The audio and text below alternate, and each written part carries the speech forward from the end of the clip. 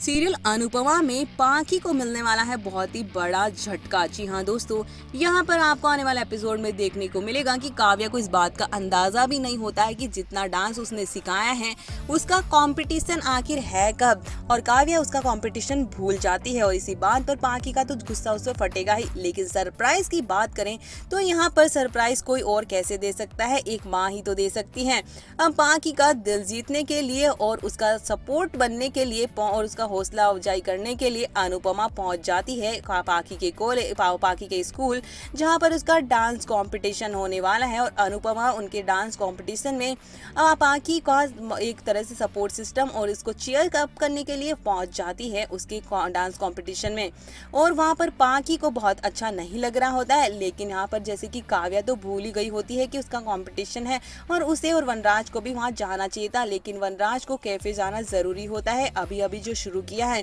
वहीं सभी घर वाले भी किसी ना किसी काम में बिजी होते हैं, लेकिन अनुपमा अपनी अकेडमी और सब कुछ छोड़ छाड़ के इसके डांस कंपटीशन में पहुंचती है, जहां पर बाकी बहुत ही ज्यादा यहाँ पर नर्वस हो रही होती है। और अनुपमा उसे जाकर उसको मोटिवेट करती है कि डांस बहुत ही अच्छा होगा, मुझे पता है मेरी बेटी काफी अच्छा डांस करती है। लेकिन पाखी गुस्से में ये डांस परफॉर्म करती तो है, लेकिन बहुत बुरी तरह से डांस परफॉर्म होता है और उसके दिमाग में सिर्फ अनुपमा अनुपमा अनुपमा चल रही होती है और काव्या चल रही होती है। और काव्या नहीं आती इसके डांस को देखने के लिए, इसलिए उस पर बहुत बुरा उससे गुस्सा आता है। लेकिन अनुपमा उसे चीयर अप करती है और इस पाखी का गुस्सा इसलिए वहां पर उसको लगता है कि देखो मेरी मम्मी यहाँ पर आई है, फाइनली माँ तो माँ ही होती है। और पाखी को सरप्राइज देती है अनुपमा वहां जाकर उसे चीयर अप करके, और साथ में ही उसको ये भी एहसास दिलाती है कि जब तक अनुपमा है उसको उसके कंपटीशन में या कहीं पे भी जब भी उसको जरूरत पड़ेगी अनुपमा उसके साथ खड़ी रहेगी। लेकिन काव्या ये भूल जाती है कि उसका कंपटीशन है और इसी बात पर बुरी तरह से गुस्सा फटेगा पाखी का काव्या पर, क्योंकि वो डांस कंपटीशन हार जाती है। जी हाँ दोस्तों,